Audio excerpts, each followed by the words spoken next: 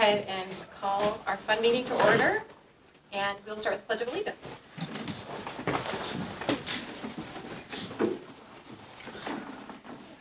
I pledge allegiance to the flag of the United States of America and to the republic for which it stands, one nation, under God, indivisible, with liberty and justice for all. Thank you. Right, and any citizens' comments this evening? I recognize everyone. Okay. Great, so that brings us to Spotlight on Brentwood.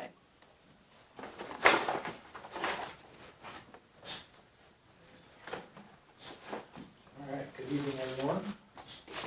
Happy School Board Recognition Month. Thank you. Thanks for giving me a few minutes of your time to share some highlights from the last time we met.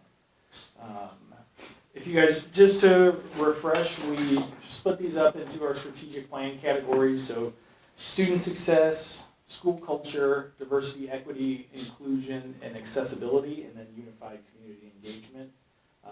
And as we know, some of them could fit in a few different categories. We just do our best to try and put them where they maybe fit the most, but there's a lot of overlap in these recognitions. So without further ado, we'll kick it off for March. And with student success. And then, if you remember, probably back in either September or October, we celebrated Brentwood High School senior Alex Tung as a National Merit semifinalist.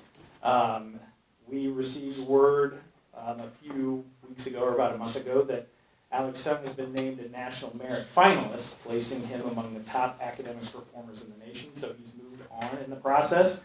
What does that mean? Out of more than 1.3 million students who enter the program, fewer than 1% of graduating seniors earn this distinction. And because he is a finalist, he is now eligible to compete for nearly $26 million in National Merit Scholarships to be awarded later this spring. So very cool National Merit program. And congratulations to Alex. All right. And moving on, we've got a photo collage there of Mark Twain's Career Day. So Mark Twain Elementary School hosted its third annual Career Day, giving students the opportunity to explore a wide range of careers and start thinking about maybe some future pathways. And I know I didn't put your picture in there, Mark Cicero, but Mark Cicero was one of was one of the booths there, highlighting his career. So community volunteers shared their experiences, answered questions, and helped bring real-world learning to life for our students. And a special thanks to the Mark Twain School Counselor, Mia Halilovich, for organizing this event and connecting our students with inspiring professionals. So it's something that they've done. This is the third time that they've done it.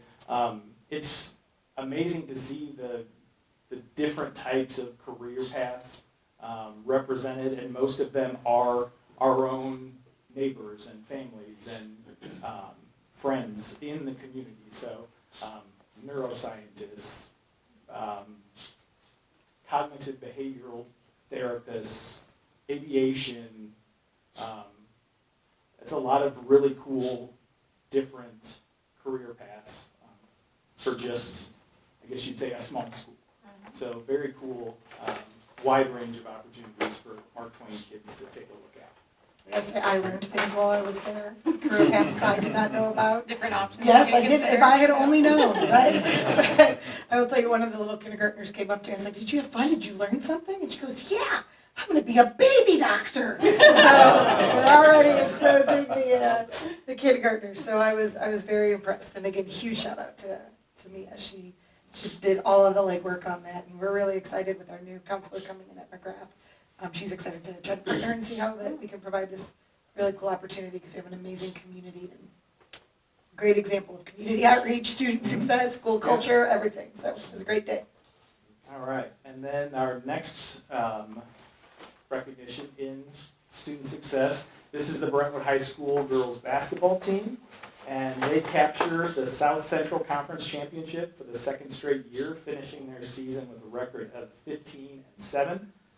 Senior Kensington Curd was named the Conference Player of the Year, averaging over 23 points per game, which ranked third in the St. Louis metro region out of all the players this season, so that's quite an accomplishment. In addition, seniors Kelsey Hansard and Jordan Weir-Cundiff earned first team all-conference honors, while sophomore Mariana Goodlow received second team all-conference recognition.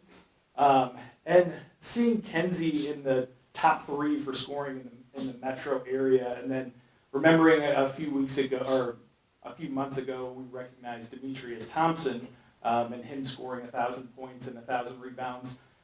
And I just kind of went back through and I said, well, where did he finish? So I looked at on the boys' side, and Demetrius finished third in scoring in the metro region. And I was like, then I started to kind of go down a rabbit hole.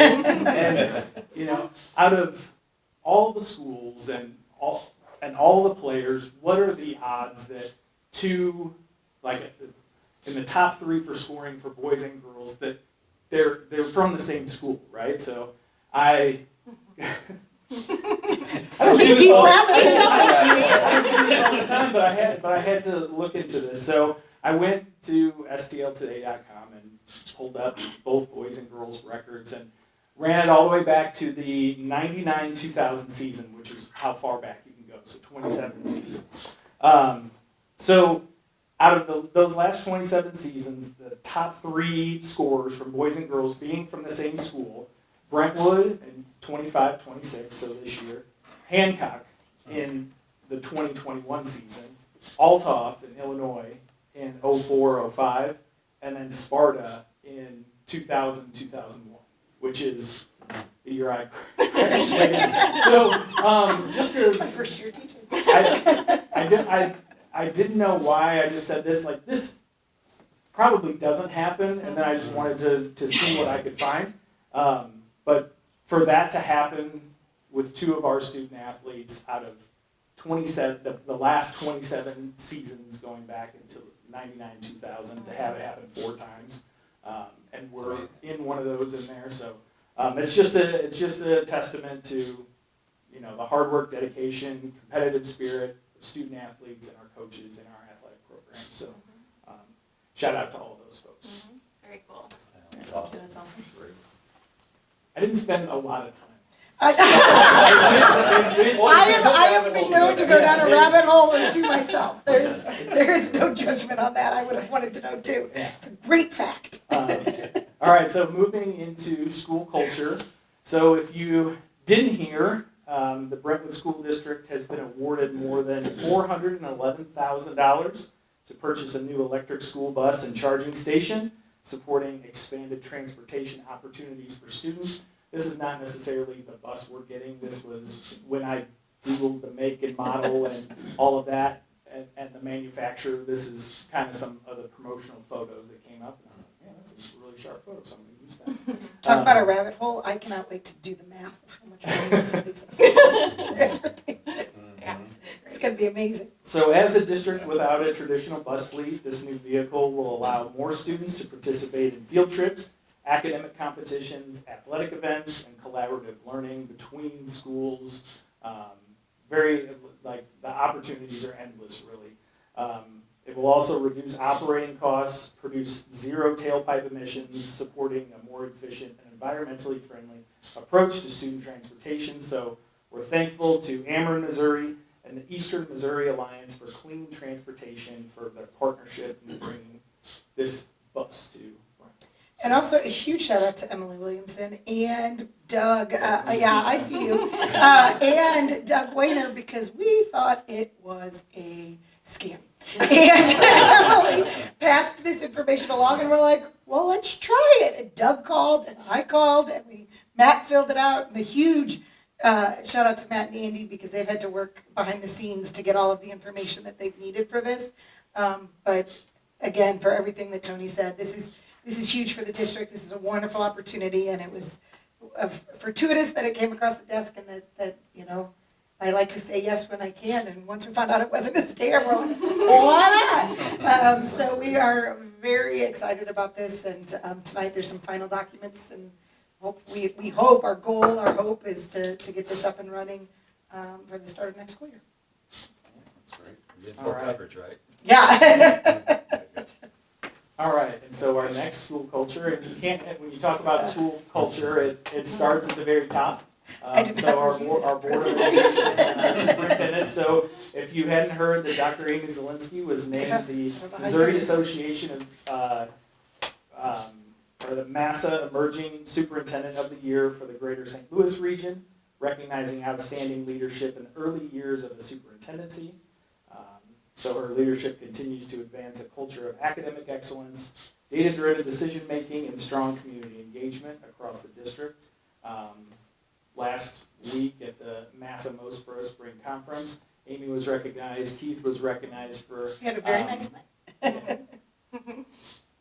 So just reflects the momentum, vision, and collaborative spirit driving Brentwood forward under her leadership. So I know that was probably kind of embarrassing, but it needed to be said. Yes. Very Yeah. well We're served. so, Thank we're you. so Very happy, well. we're so happy. Thank you, appreciate it. Congrats. Thank you. All right, and then moving into diversity, equity, inclusion, and accessibility. So these next few slides and photos are collages from our Black History Month celebrations, and then I have a little something else mixed in there. So throughout February, Brentwood students honored Black History Month through meaningful learning experiences that highlighted the contributions of Black Americans past and present. At the elementary level, students showcased their learning through projects and presentations with families invited to engage in the experiences alongside them. And then at the middle and high school, students participated in a powerful assembly featuring student voices, guest speakers, and live performances that encouraged reflection and connection. So the larger picture on the left is Reve, a St. Louis musical artist that gave us a performance. In the top right there is a collage of Duke Ellington artwork from Mark Twain, and then below that, McGrath Black American little profile storybooks that kids have made. On the left there, the bigger photo is always my favorite Black History Month kind of display. The third grade teachers at McGrath do walk a mile in someone else's shoes, so they take white canvas shoes and then they decorate them as with historical Black Americans. Very cool. In the top right, that's Congressman or Missouri Representative, not Congressman, Missouri Representative Ray Reed, a Brentwood High School alum. So during that assembly, Ray came and spoke about his time at Brentwood and his path to the Missouri House of Representatives. So that was very cool. And then another example from Mark Twain, a STEM science journal. And if you guys have seen the movie Hidden Figures, we all know who Katherine Johnson is, and it's just a mind-blowing story. So very cool. And then, so before I move one more slide, a special thanks to all of our teachers and administrators for putting this on throughout the month, but a special shout out to our 612 assistant principal, Wendy Greenwood Leveling, who organized that middle and high school assembly. That was kind of the first time that they'd done it, and it was just jam-packed with all kinds of cool stuff. So just for creating a meaningful experience for students and staff. So during that assembly, there was a 17-time national champion step team that's housed in St. Louis. And one of our sophomores, Sean Hudson, is a member of that step team. And every time I see it, it kind of gives me chills, and I would talk to people and I'd say, like, if this doesn't get you in one way or another, I don't know what to do for you. I don't know, I can't help you. So I just had to see if we could play that, just one of them.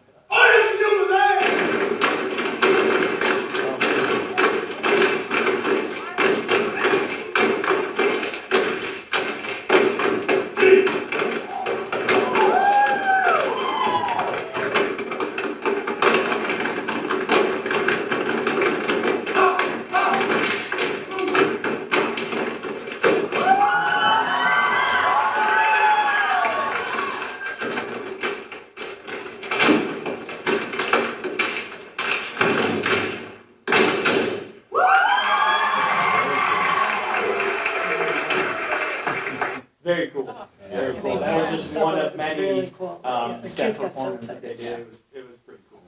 Nice. All right, so then moving on, our last section tonight, Unified Community Engagement, and this is one from the middle school that happened just before we went on spring break. So Brentwood Middle School students, staff, and volunteers participated in a service learning project assembling 24 dressers for Home Sweet Home, a local nonprofit supporting families in need. This hands-on experience connected classroom learning to real-world impact, helping students understand the value of service and community engagement. And this project reflects our ongoing commitment to developing compassionate, responsible students who make a positive difference beyond the classroom. So we definitely want our kids to be smart and to succeed in the classroom, but we also want them to be good humans and to leave us with a sense of care and compassion and empathy and community and doing for others. So, and this is one of many examples, but this is also one of my favorite ones because it's funny to watch middle school students and teachers and volunteers and staff put together IKEA dressers. So like, I'm sure we've all experienced it. You follow the directions and you have your best intentions, and but surprisingly they turn out very well. So well done to our middle school folks. Just a very cool example of community engagement. So any questions this evening? That'll do it. It's fantastic. Thank you. Well, thank you so much. Sure. Great, thanks. And next up, school board recognition. So I'm going to read the resolution that they state every year for School Board Recognition Month. It says, whereas a system of quality public education is essential to the future of our state and nation, and whereas the people of Missouri have a long tradition of support for public education and their local school districts, and whereas the local school boards are the ultimate expression of the unique American institution of representative governance of public school districts, and whereas local school boards, acting on behalf of and in close concert with the people of their communities, chart the direction of education in their communities, and whereas local school boards serve as the key community advocate for children, youth, and the public schools.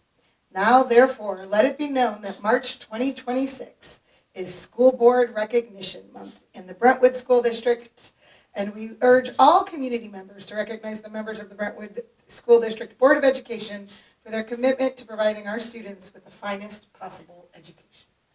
So I just want to thank you from the bottom of my heart for being fierce advocates for public education, but also, and most importantly, fierce advocates for the students of Brentwood School District. All of these successes that Tony just listed, and the ones that we do every year, and all of the amazing things that happen in our district every day wouldn't happen without this amazing school board.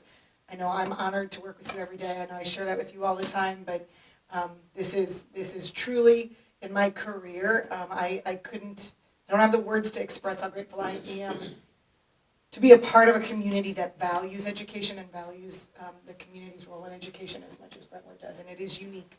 I know I say that. I've been in a lot of school districts. It is uniquely special here, and I believe firmly that that is in large part due to the 7 of you. So thank you from the bottom of my heart.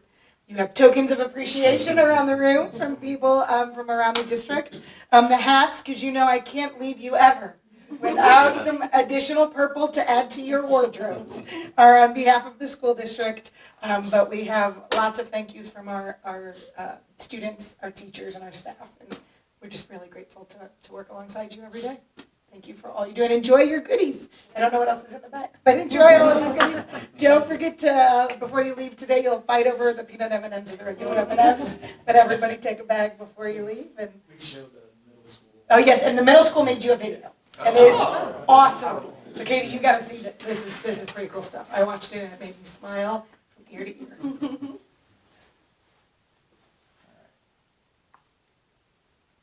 Greetings to our wonderful Brentwood Board of Education. This is Michael Challen. And I'm Eamon Frigley, the host of the new Brentwood Breakdown program at Brentwood Middle School. We wanted to express our gratitude to the Board of Education for all that you do for us. We know that all of you volunteered your time, and we are very appreciative. We thought it would be neat to honor each member of the Board of Education separately by saying positive things about each person. Also, this will allow us to share this information with the entire student body at the Brentwood Middle School so we can all celebrate each of you. So let's start a rundown of each board member.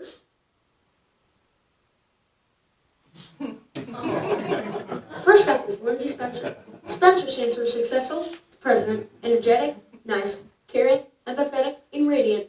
Radiant. Man, how awesome! Ooh, Makes them some donut She things. is small, young, neat, and noble. No ball.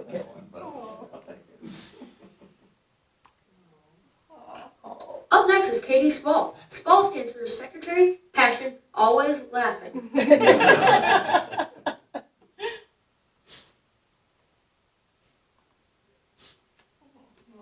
Fourth is Ryan Dodson. Dodson stands for diligent, outstanding, dad, spectacular, observant, and neat.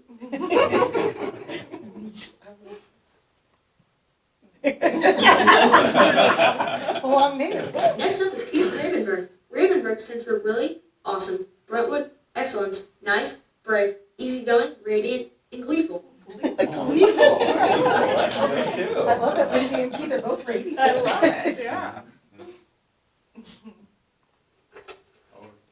Up sixth is Mark Cicero. Cicero stands for connected, imaginative, colorful, extra, radiant, and organized. Actually, that's high praise, I believe.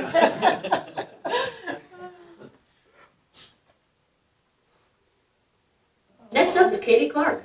Clark stands for can, listen, attentively, reliable. Oh my gosh, That's pretty good. that is really, really Thanks good. again to all the Board of Education for working with us. We are so grateful for you. Anytime you're at the Brentwood Middle School, feel free to stop by the middle school lunchroom. We will tell Dr. Warren to buy you a cookie if you come. Have a good day. That's great. That is That was very, very good. Well, thank you. Oh gosh. I know, I was just gonna say, this is always very fun, and it makes me think our years go really fast, because it doesn't feel like it was a year ago that we got to spend a little bit of time getting celebrated by the district, but it's always really fantastic, and it also gives us sugar, and I'm anxious Always for a that win. as well, but, yeah, what an awesome opportunity for us to get to Yeah, work together and great. work Thank with you you. in the district. Very grateful. It's really fantastic. Small token of our appreciation. Thank you. All right, well, let's Do we have to do roll call. So we might as well dive into the business. Yeah. Paige, can you please do roll call for us? Mark Cicero. Here. Katie Clark. Here. Ryan Dodson. Here. Ryan Flynn. Here. Keith Ravenberg. Here. Katie Spall. Here. Lindsay Spencer. Thank you, I know. Great, can I get a motion to approve the consent agenda? I make a motion to approve the consent agenda as outlined. Second. Discussion? All in favor, say aye. Any opposed? Aye. We got you, Katie. Okay, great. That moves us into superintendent's report with the facilities update. Okay, wonderful. I think this night is for celebrating all around, and I'm very excited for Andy to give us a facility update to celebrate the work that has been done and some really exciting projects that we get to introduce tonight, the very beginning of. I don't usually sit down, but I'm going to. You Yeah, need, do you it need tonight. to. Okay, so- You need to. Yeah, thanks for being here, Andy. The best part about my presentations is they always have lots of pictures. Yes, they do. Should be fairly painless. Okay, so I'm kind of going to give you kind of our 5-year facilities plan update. We're going to run through what we completed this year. I always say, like, I always tell the finance facilities committee that, like, I always feel like whenever I have to, like, put one of these together, like, I always feel like I didn't do a lot. And then I put it there, I'm like, oh, no, we got a lot done. Just, that's how time flies. Over the summer, we completed some projects for the athletic field. We got a new scoreboard, one that you can actually see with new LED technology. And then, we kind of killed 2 birds with 1 stone and got a sound system as well to kind of get rid of that old sound system that we had that was always terrible. And then we updated some some signage. The Home of the Eagles sign, we replaced the one that was up there before, had been up there since I was in high school. In 2000, probably 3. But I will say I did design that one myself. Nice. So, Very cool. and then, we put a new booster sign up as well. Also, we painted the goalposts and we painted the concession stand fascia and the doors and stuff, just to kind of freshen things up a little bit because it was getting a little drab. And every year we repaint the B that is right underneath the scoreboard. That is very important to alumni. I don't know why, it is, so we just make sure we maintain it. Another cool project that we completed was painting the columns and the fascia on the front of the high school. This was actually a really special project, and it's special for a lot of reasons. That's kind of like our historical front of the building. It's what people always remember is our columns and things like that. But full circle, the company that got the bid, or won the bid to do the job, the owner is a Brentwood alumni. He graduated in the late 1900s, and it was a really special thing for him. Like he was the owner of the company. He doesn't get out there and paint. He did it himself. Oh, It was very special to him. So we got a lot more out of it than we should have for the costs that we had to pay. But it was very personal, and that was a big deal. So we like to try to keep those connections going. So we'll definitely try to use him in the future as well. He's very interested in keeping our relationship open. McGrath Phase 2. That was finished. Unfortunately, these pictures are a little older, so like the grass is not as green. But we completed 2 athletic fields, one U10, one U9, and then we also completed the ECC playground, as well as we rebuilt the McGrath Pavilion and got them into the hard scale as well. So that was it was nice to be able to wrap that piece up and kind of get it done. So the Thompson Field sign at McGrath, that was a good project. It did not have a high cost to it, but it was a good thing to just get done. And the boring stuff, which isn't boring when it's not working, but it's boring when everything's fine. For years, we wanted to try to replace the HVAC unit that actually serves this entire floor of Building C. It was not replaced under construction. It was VE or had deferred maintenance. So we wanted to make sure we got that done this year. It was a wonderful project. We worked with TMI to complete it. They were wonderful. We had to do a lot of invasive work in this space, in each classroom and in the lecture hall and everything else. We tore out ceilings and things like that. And they were so clean. They were so careful. They covered everything up. Like, it was like they weren't even here. They did a wonderful job. So kudos to them. They were a great partner to work with. And then the BECC Playscape, which is coming this spring. we are working on it. The ground is finally thawed. The permits are going through Brentwood, so we should be about ready to get the fence up. But our guys have started laying the pavers for the sidewalk. Should be done here pretty soon. And then we have all the accoutrement that goes in it, so the kids can enjoy it from the BECC.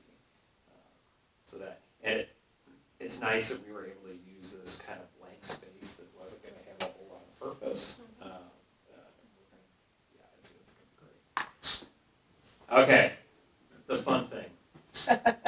Kind of a drum roll here. I feel like We have engaged with an architect of record, HTK, who we've worked with for several years now. They did the McGrath project. They did the Mark Twain project, both phases of McGrath. And we have come up with kind of like some projects that we want to get done in the next few years that we need an architect for. And one of the big ones was we really need to do some stuff with the BHS stadium. field isn't bad, but with our school and like our footprint and the amount of sports that we play, it's hard to maintain that field.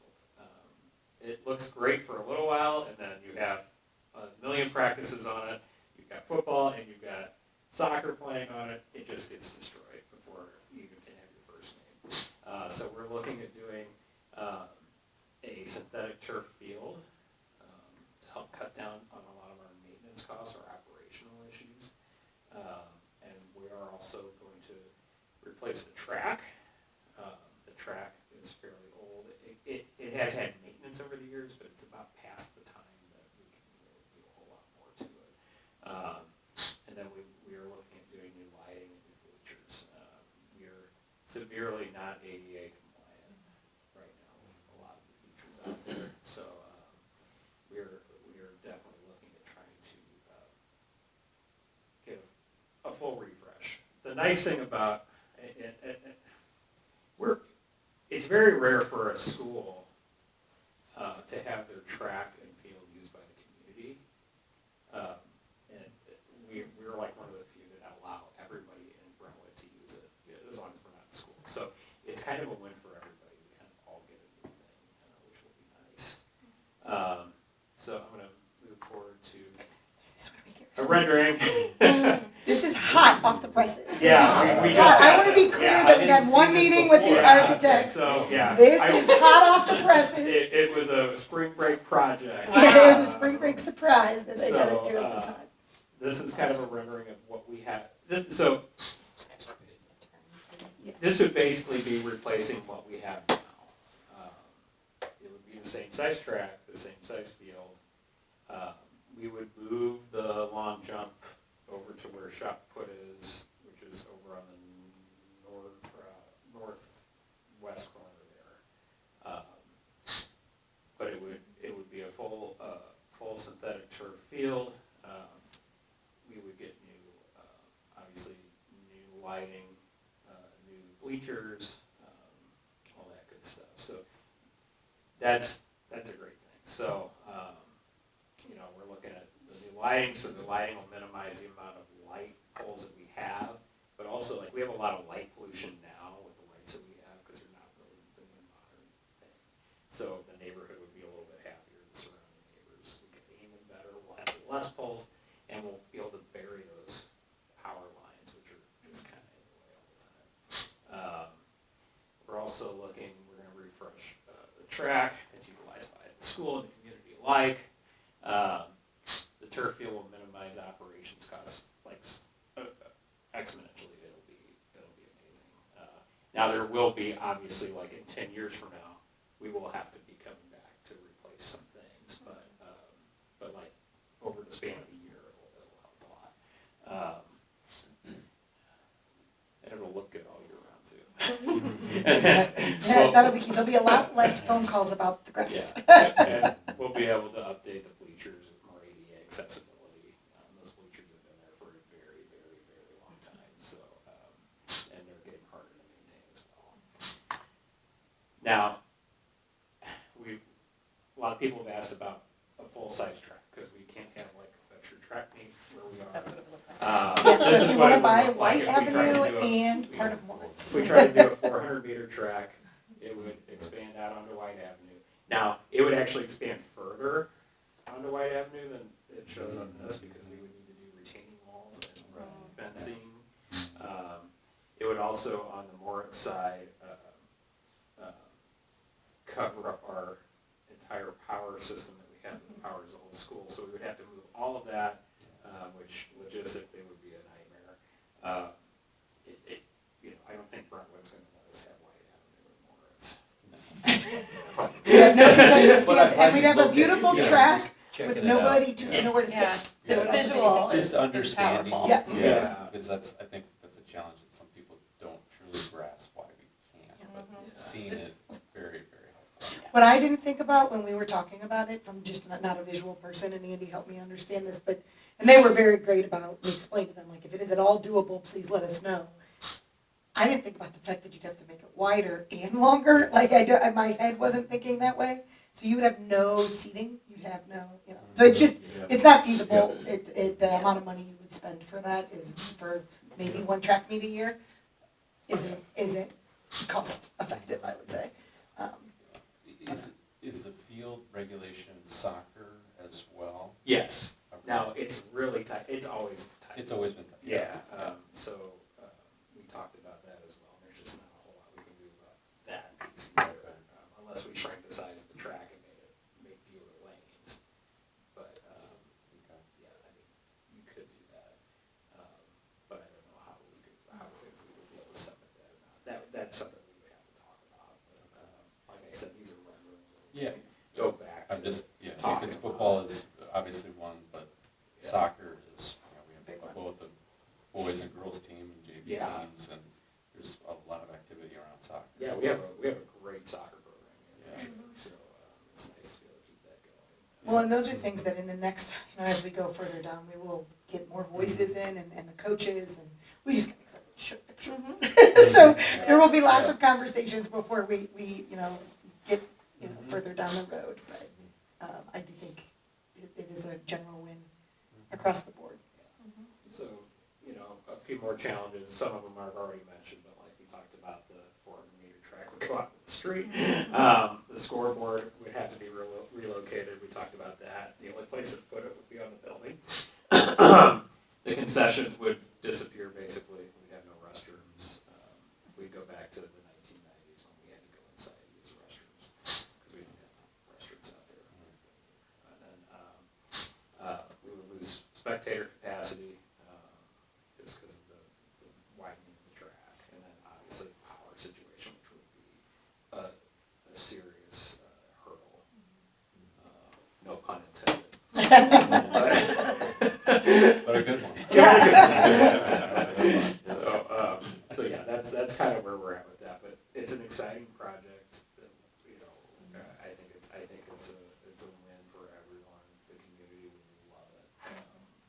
They love our track. I mean, it's used all the time. I think it's great. And obviously, I think it's great from an operations standpoint. Less money every year on our budget. So our next one is we're looking at doing a Mark Twain playground update. We updated a couple features during the construction, which were just kind of small. We put like a spinner in there and like some sensitivity pieces in there for like musical pieces. But that main piece was going to be too expensive to replace. So we decided to push it down the road a little bit. And we knew that we were going to have to eventually kind of replace the surfacing as well. The mulch just kind of runs out of there. It turns into muck. And every year we're kind of replacing a lot of it.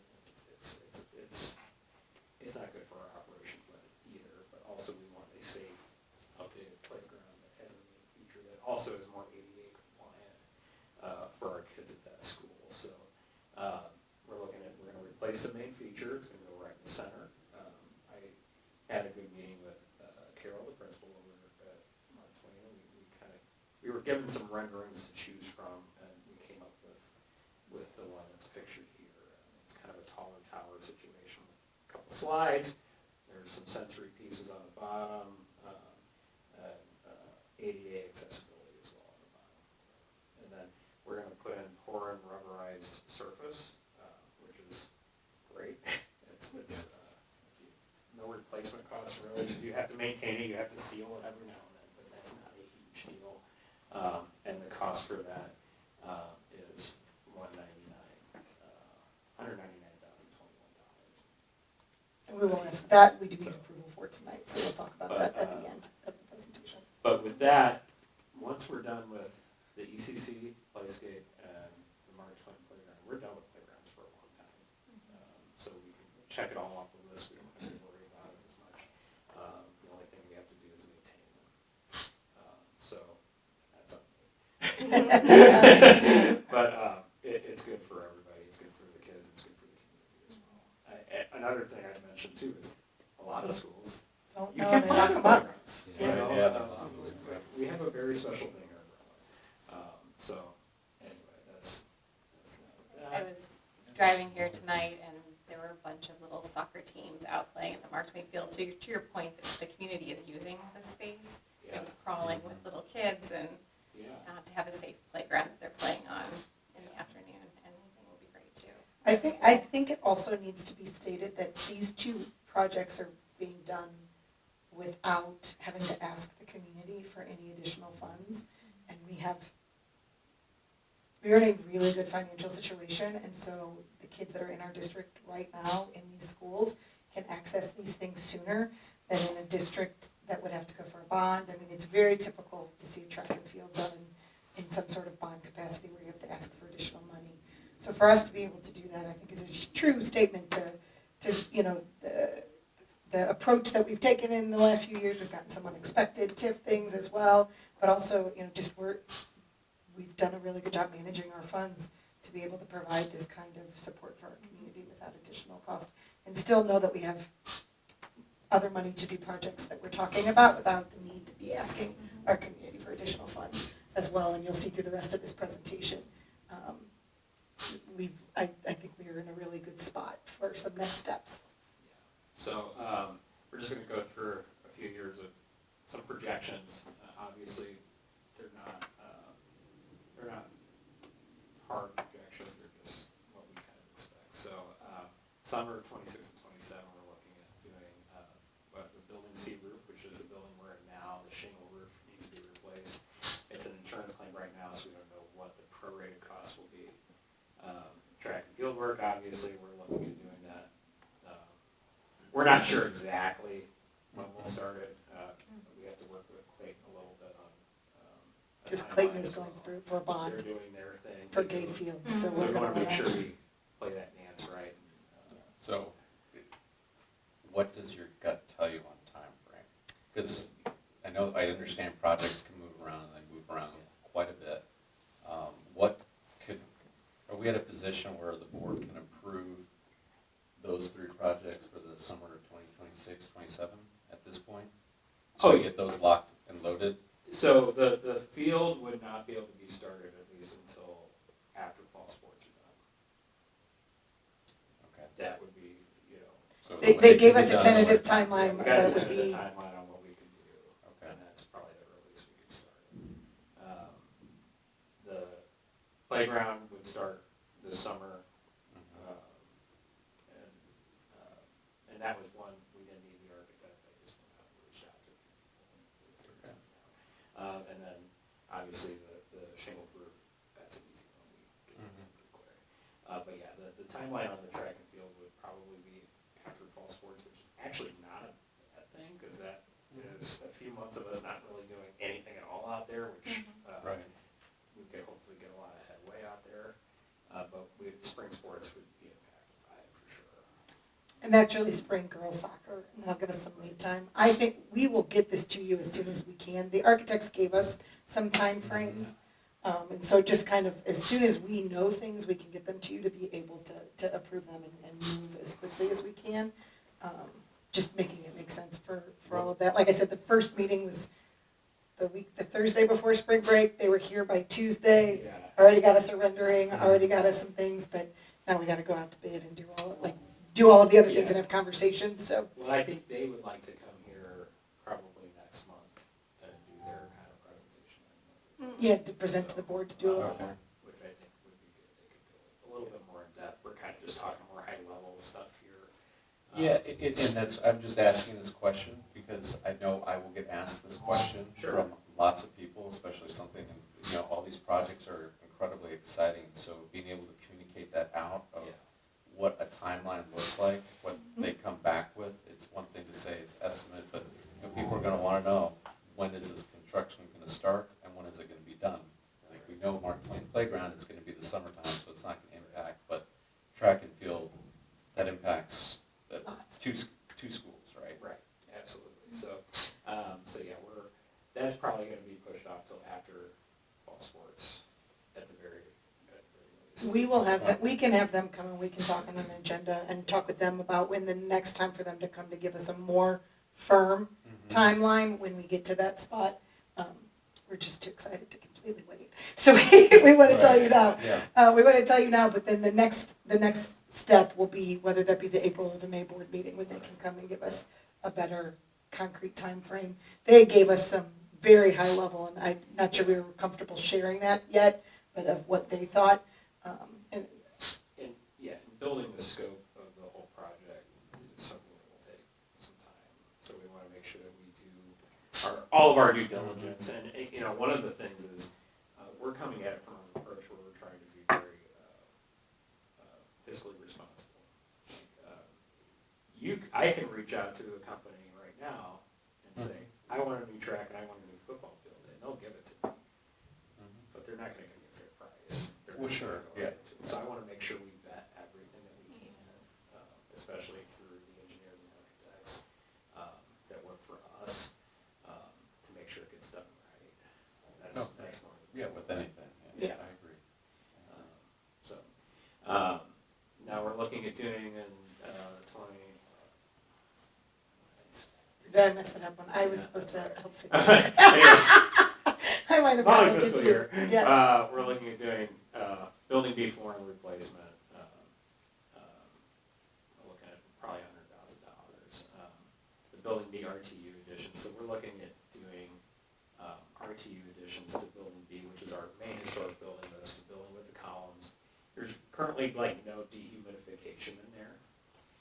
So the summer times, although summertime is passable with the cooling system that we have in there, you still have the humidity factor, and it's really hard on our finishes. And humidity can cause a lot of other issues as well. So we want to try to cut that and get the best we can out of our finishes. But also, it will take some of the load off of our current cooling that we have in there as well, and kind of spread it out a little bit more evenly. Hopefully, we would see better energy costs there as well. 28. It would be field completion. We're looking at doing the central office relocation. They're not relocating to another building. No. No, but we're Same looking- footprint, yeah. we're just looking at some Yeah, options we're looking to at- maximize yeah. and professionalize the spaces. Now that we have kind of a tighter 6 through 12 program, getting everyone closer together to work in a more cohesive manner, it's important to us. But also we want this central office to have more of a kind of a better appearance than what it does now. So we're looking at options there. And then we're looking at starting the window replacements at the high school and middle school. 6 years ago when I started here, I counted every window we had. And there's no way we're going to get it done within 1 year or 1 summer. So it's going to be kind of a staged approach. So whether it be by building or whatnot, like obviously I think this building would be just one stage. And then building B would be the next one, and then building A would be the other one. So there's just a lot of windows here. I have no idea. You don't have any idea until you have to go count them. And I even measured them too, which was even more daunting. Oh my gosh. Yeah. And then the following year, we're looking at doing the building A and C flooring replacement as well for the LVT that we have. Now, the LVT flooring and stuff, so we're kind of getting to the point at the high school where stuff is starting to age out already. I mean, it doesn't seem like it's been that long since we finished renovations here, but flooring and things like that are things that do need to get updated every 6 to 10 years. So we're being responsible in that way. We're not pushing anything past its limit or anything like that. We're trying to just make sure we do things in the right time frame that they should be done. I myself am underwhelmed with the flooring that was installed here during the renovation. We're just going to do it right this next time, and hopefully get something that's better quality and has a better look to it, and actually has some branding. That's one of the That'd be big great. things. We need more branding, colors and things like that are not purple and gold are hard. We're not gonna get purple and gold floor, however, But there we'll are be- places we yeah. can get pops. It will be of color. tasteful. Even my love Yeah. of purple, that's a little much. It will be tasteful. And then we also, so the other piece that I should mention we have a wonderful finance facilities committee. They all have great ideas. A few of you are on the board, are on that committee. But it's comprised of teachers, support staff, community members as well. It's nice to sit there and meet with them and talk about these things a little bit, just kind of hear everybody's perspective on what we should be doing. So we're not just going and doing this all alone, but we're taking a lot of input from everybody else. You don't want me making all these decisions myself, trust me. And then long-range facilities planning. So this is actually something that's really cool, and it's something that everybody should do. And I've done it in past lives at my different jobs. Engaging with a company that can do long-range facilities planning. That's, looking at your the age of your equipment, the life cycle of that equipment. They look at your whole building envelope. They look at your electric bills. They look at everything just to see kind of where we're at and like where we need to be in 10 or 15 years.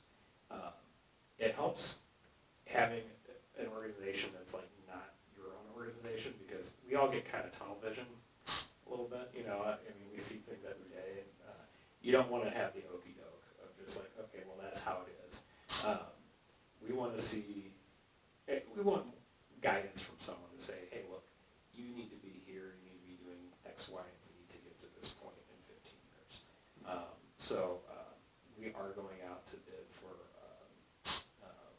some planning professionals that will be able to help us with some of that long-range planning. I don't know if we've ever done that. Keith, you might know.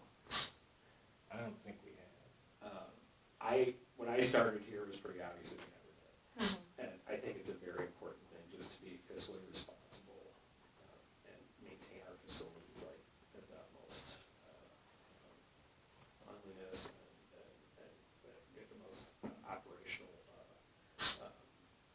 potential out of them. So I think that engaging with some folks to go through that, it's a great process.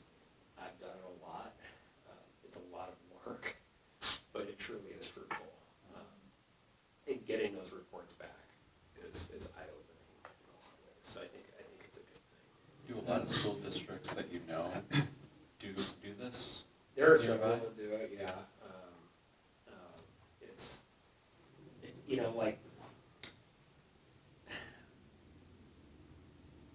I guess I'm just asking so they have a frame of reference to see what other districts do. Yeah. They have an intimate knowledge and detail of that particular, let's say it's Webster Road. Yeah, so Ladue Ladue is just actually is engaging in someone to do their next round. I don't know if they just did a big one. Today was their ribbon cutting of their West Campus things, all of their sporting things. But so Ladue did one right before I got there, and then they're re-engaging now. They've kind of finished that work that was in the first one. Actually, one of the reasons I learned about this was I was taken out to lunch by a former superintendent who's working for facilities planning. And it was funny to me because I was trying to articulate where some of my questions had been coming from and some of the things that I had seen previously. And this, facilities is not my area of expertise, but just some questions that I had about how do we know this? What are our next steps and how are projects planned? And meeting with him gave me a really good take of like, this is, Parkway just went out to bid with his company. They didn't win the bid, but they just went out to do something very similar where you're looking at both like the internal things, like all of your boilers, your HVACs, things like that. But then there's also a component of like, what are the other things we're missing that we can do with the facilities that we currently have? We've talked about just, again, the office space is a small component of that. And that's why that's also been kind of pushed a little bit of making sure that when we're doing these things, it's not just individual project based, but it's bigger picture of like, what is our vision for the next 15 years? What is our vision for the next 20 years? And then what are the steps that we need to take to make sure that we're taking care of the just normal maintenance things, and what is that cost going to be so that we know we always have that money, so that we can have this other conversation around what are the things that we want. I talk about it like little, like some technology things, like what are technology upgrades? I would love to have some spaces besides here where we can gather people easier with the technology that is easier to utilize. sound system in the commons. We talk about like what are some areas that we could have a school store, like where are places where we're not just doing this by individual project, like, oh, we really like a central office, like versus, wait, our vision for this is a 612 collaboration space where it's uniquely feel like a high school and a middle school, but also is collaborative, that are able to work together versus we just want to move.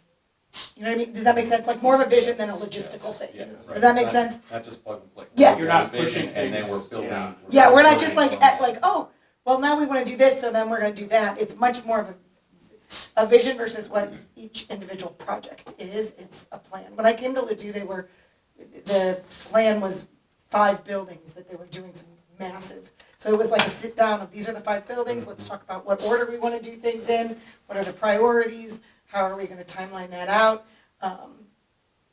And so that's kind of what I envision too, along with just the normal HVAC boiler things that are very important because they eat up a lot of our capital budget. But then what are the other projects that we want to do as part of our vision for what learning should look like? Furniture is one, things like that. Like what is all of that? How does that all fit together as part of the vision aligned with our strategic plan as well? Like if we want innovative instruction, what do we need to have in the classrooms for that to happen? If we want real world learning, what do we need that to look like? And all of that being tied together. So that we are just early on phasing, and I know Matt's going to work on an RFP, but this is the Parkway, like I said, just did it. Ladue just did it. So it is something that school districts do.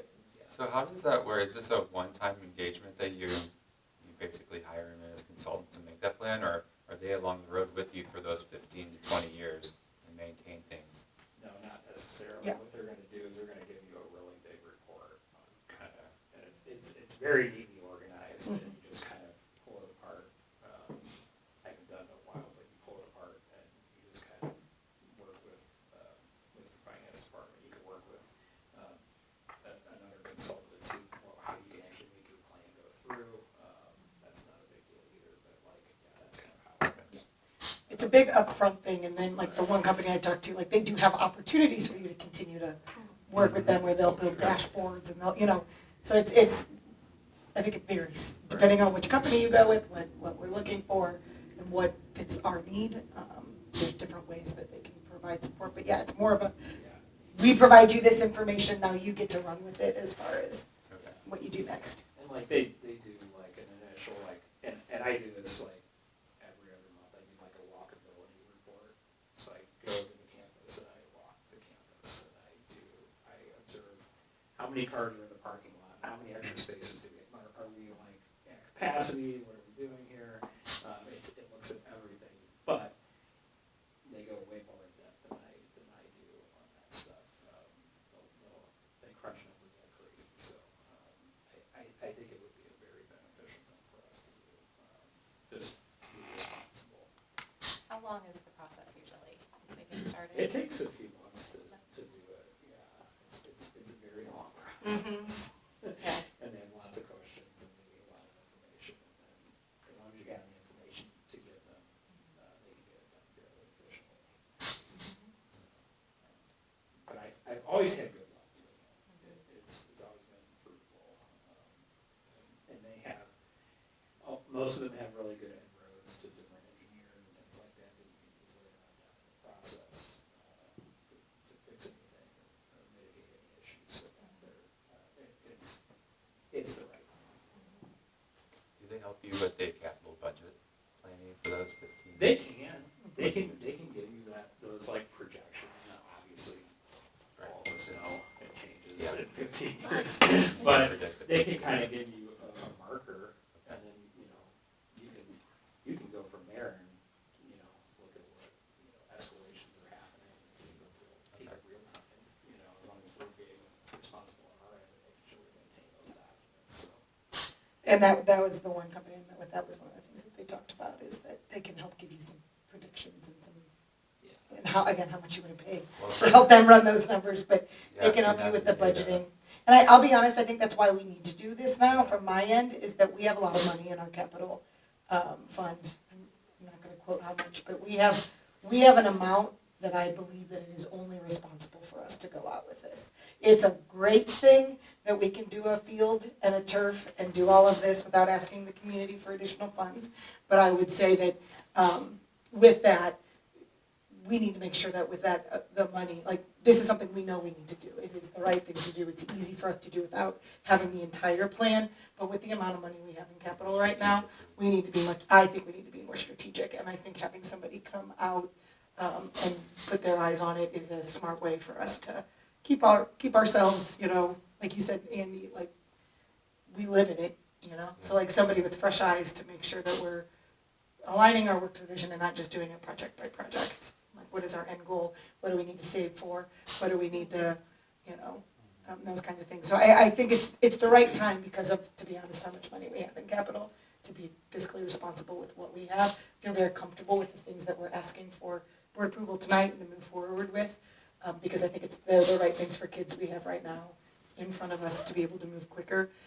And then we'll be able to add this as another layer for the future things. These, to be honest, are, I don't want to say obvious, but I would say these are obvious things that need to be addressed right now. And then as we move forward, the rest of the work is more, let's think outside the box. So how does this, it looks like the timing of this and the field planning is going to align. Mhm. How would this impact that or influence that? I think that the That's a field big dollar plan, amount for the field. I feel like the field plan would probably be outside of that box. Yeah. Obviously we would, they would know that we're doing that, and then they could go run with it to see, in 10 or 15 years, where do we need to be, after that. I'll be honest, that field hasn't truly been it's been maintained, but it hasn't been really updated or upgraded since 2003.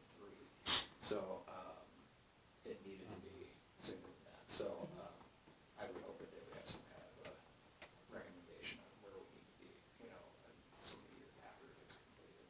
And I think the other thing I that don't they doubt could the need. incorporate that is that we know we're doing this turf field, but what about our other fields? What about our other That's a good question. places? So I think those are pieces where, like I said, I think this is something that they'll talk, because they'll overlap a little bit. Matt was telling me, like, architecture firms do this kind of facilities planning as well. So it's not like HDK would be foreign to them as they're starting this process, but. Well, I have no doubts of the need for a field. I'm just thinking of the timing of this facility planning. If we are able to get the report and maybe it says something maybe we're not considering. Yeah. It should. And we're locked into the $3 million on the field. Does that prevent us from fixing a more dire need at the time? I think we'll be okay because of the timing. Like the field won't, because of when it'll start.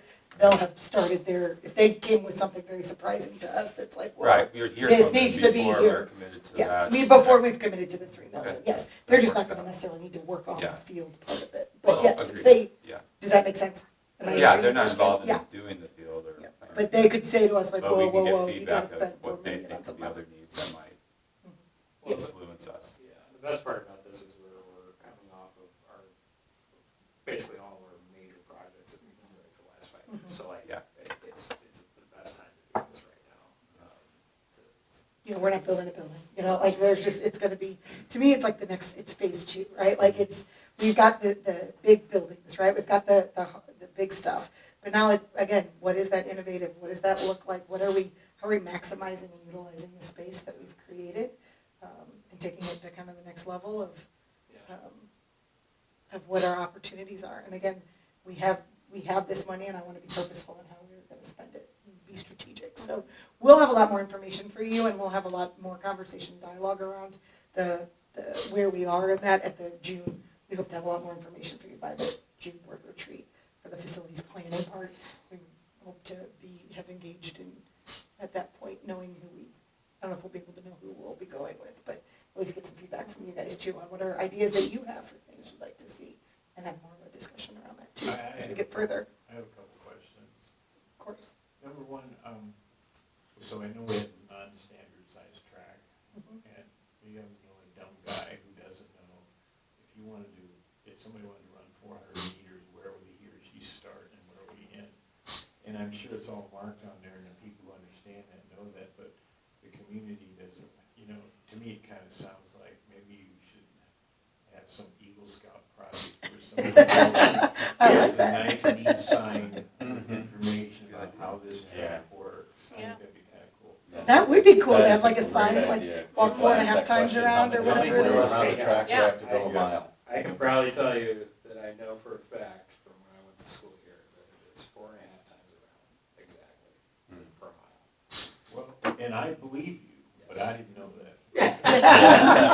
I do think it would be really cool. They could make signs up there. They could do some When my really cool son stuff. was 8 years old, he liked to run, and I took him over there, and I thought, man, he's really fast. So he wasn't even running a mile. Okay, that, anyway, so it sounds like I think it'd be a cool Eagle Scout. Mhm. Yeah, They're always looking for one. The other question I have, there's been window replacement projects, it seems like every 2 years, I'm exaggerating. What windows would we be replacing, and when were they last replaced, and what's the lifespan? Because sitting here, I feel like we replace windows a lot. Yeah. And I don't know, and you just said there's thousands of them, so we Maybe we have. Probably maybe yeah. a little bit of thought or explanation as to which ones are being replaced and how old are they, and that kind of stuff, and I just don't know. So, yeah, our last like big project with Windows that it was focused on Windows here. I mean, obviously we did some with the renovation, but Right. it wasn't all encompassing. We just kind of did Windows where we were touching spaces, you know, that needed the window replacement, you know. So we replaced the windows on the front of the historic B building. We replaced they're the white frame windows, they're Anderson windows. But those are the last ones that we did, and that was before I started. That was probably 2 years before probably 2 years before I started, so that was probably almost 8 years ago that those were done. But we haven't done a major window replacement here in a very long time. It's hard for me to guess the age on some of them, but I know that the aluminum ones that we have on the back of the B building are probably 20, 25 years old. And we're having issues with them not shutting and. I was watching nodding heads back Yeah. behind you. We're having a hard time with that, so we're trying to, but yeah. The last big one was like 8 years ago. Yeah, and I'm probably sitting here remembering something that happened 25 years ago. I don't know. I thought it was last year or something like that, but I just kind of. Yeah, now McGrath, the old McGrath had a window replacement that wasn't terribly old either. It was probably 20 years ago too. But that was a big one that happened back then too. But yeah, the biggest one that we've done that was like more encompassing was about 8 years ago in front of me. So. Is there a majority of the windows at the middle school and high school, or is that, okay? There's Because I think majority I are thought everything was done at middle Mark school and Twain. high school. There's probably some at Mark Twain. There's not a ton of them. Okay. At Mark Twain. It's very minimal. One thing that we were made aware of during the Mark Twain renovation, which no one was aware of, is that they don't want windows open anymore due to fall risk and stuff like that. So obviously that didn't go well with a lot of staff members. They wanted to be able to open their windows, but we kind of had to follow code and safety rules. But so we had to fix a lot of them shut. So any of the new windows that do go in will not be opening and closing windows. Which I don't like either, but if it's I don't window even safety, love good it's open built in. windows. Okay. Any other questions for Andy? No, You got a lot on your plate. Yeah. Always. You should have been with me on spring break. What'd you do? I don't know if you were on the weekend The updates. playground. I did, yeah. Yeah, that was fun. But yeah, so we, all this stuff like pricing fluctuates, especially since COVID. I don't know why it's still an issue. We try to put things in certain years, but sometimes we have to put things aside to deal with other things. There's obviously capacity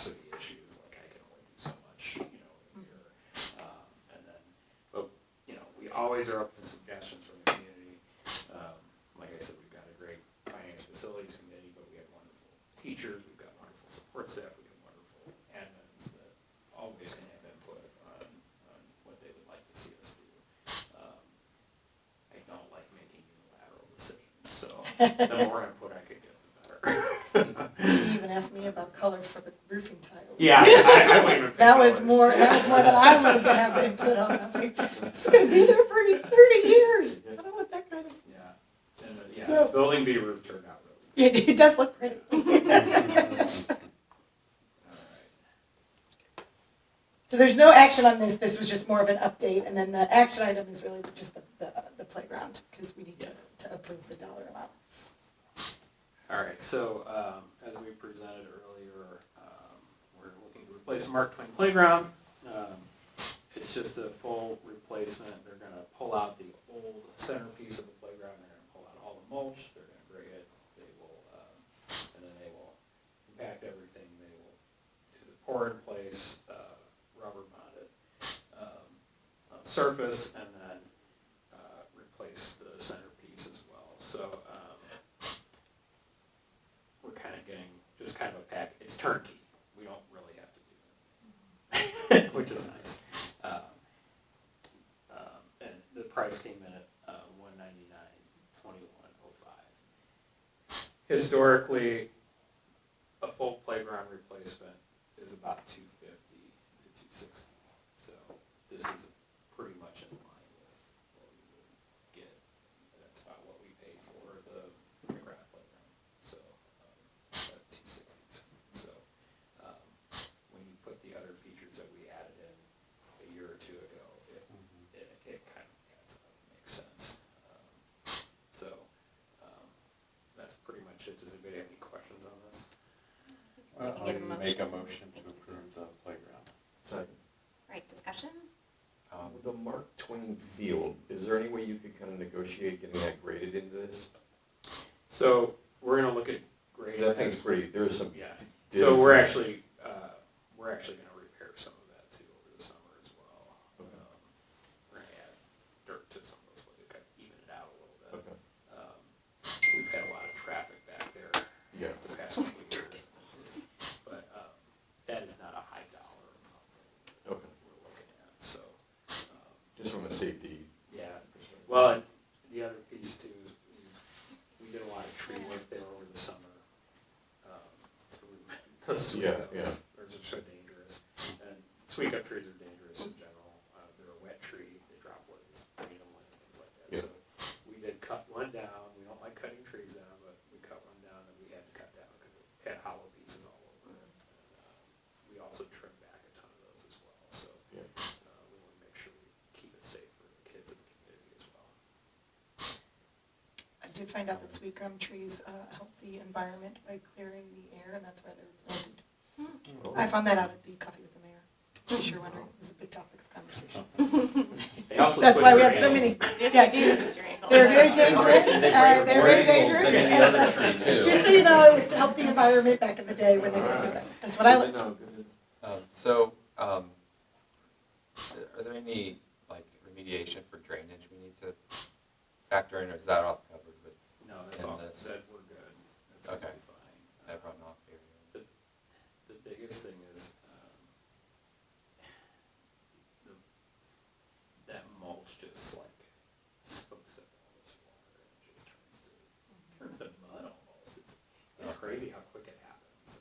You can put the best playground mulch you can in there and it's awful. So this rubberized stuff should help us a lot. So has this been run by the cities to make sure that we're not violating any codes or any surprises? Like I just think of McGrath's field and having to put the, Oh yeah, no. They hand it out. yeah, just, This should be. you never fine. know, right? Yeah, that's a good point. This should be fine, we shouldn't run into anything. And we actually did, we did our fall measurements, so there's like, fall areas and things like that for playgrounds, which the current one is out of compliance with. So we want to make sure we get back into compliance. It changes every year. Sure. It's crazy.